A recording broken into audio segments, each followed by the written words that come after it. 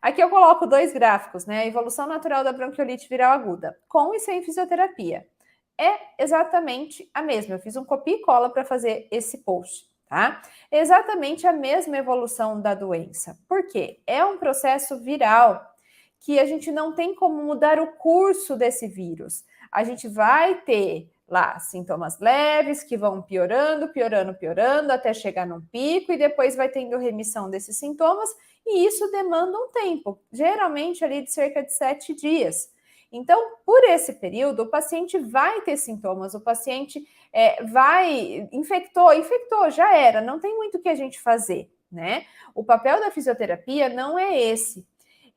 Então, não adianta a gente esperar milagre e criar expectativas de abordagens que não são da nossa atuação, não são da nossa alçada. Alinhar expectativas é muito importante. E entender o nosso papel. Quando a gente está falando sobre a atuação da fisioterapia em uma determinada doença, para começar, a gente não trata a doença, a gente vai tratar as alterações funcionais que esse paciente apresenta.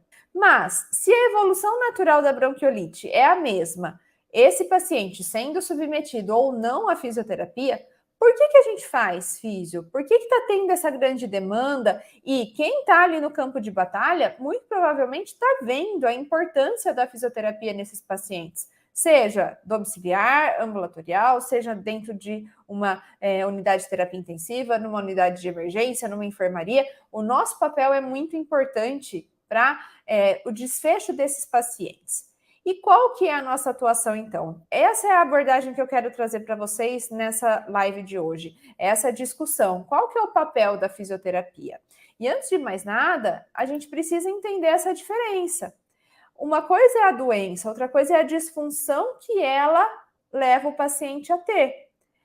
Eu tenho um paciente com bronquiolite e é claro que eu preciso entender a fisiopatologia dessa bronquiolite, entender a repercussão dessa doença, entender o que vai acontecer com o meu paciente e entender quais são as disfunções que ele vai apresentar por conta da fisiopatologia da doença. Só que eu não vou atuar na doença em si, eu vou atuar na disfunção que esse meu paciente apresenta. Isso é muito importante da gente entender. A partir disso, a gente já começa a entender de forma muito clara qual que é o nosso papel como fisioterapeutas na atuação desses pacientes. Na verdade, a gente nem deveria falar fisioterapia na bronquiolite. Fisioterapia para hipersecretividade, fisioterapia para desinsuflação, fisioterapia para obstrução brônquica, enfim, a gente vai entender qual que é a alteração funcional que esse paciente apresenta ou disfunção que esse paciente apresenta, e aí então a gente vai atuar nessa disfunção. E isso envolve, claro, uma abordagem muito ampla, envolve uma avaliação muito bem feita, envolve sim o conhecimento da fisiopatologia, eu preciso entender o que é a bronquiolite, o que ela causa, para eu entender como que eu vou poder atuar nesse paciente, o que esperar dessa disfunção. Mas vocês concordam que eu posso ter um paciente lá com bronquiolite grave numa UTI, precisando de suporte ventilatório, seja de ventilação não invasiva, seja de ventilação mecânica invasiva, o paciente está entubado, está precisando de ventilação mecânica, está bem grave, com desconforto bem importante. Agora, eu tenho aquele paciente que está também em casa, que eu vou atender a domicílio, que muitas vezes eu até consegui evitar uma internação por conta da minha abordagem.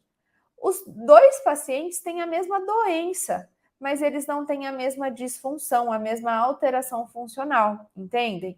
E isso vai acontecer para qualquer outra doença que a gente vai conversar. O que eu faço? Qual é a melhor técnica para asma? Eu não sei. O que você quer fazer com esse paciente com asma? Qual é a alteração que ele apresenta e como que você vai atuar? Num paciente com pneumonia, num paciente com fibrose cística. Enfim, a gente precisa, claro, compreender a fisiopatologia, mas entender que a gente vai atuar na alteração funcional que essa doença vai fazer o paciente ter. E isso a gente vai identificar por meio da nossa avaliação, tá certo? Então, primeira coisa que tem que ficar muito claro aqui para vocês é esse conceito: doença e a disfunção que ela vai acarretar, como que a gente vai atuar nessa disfunção, certo?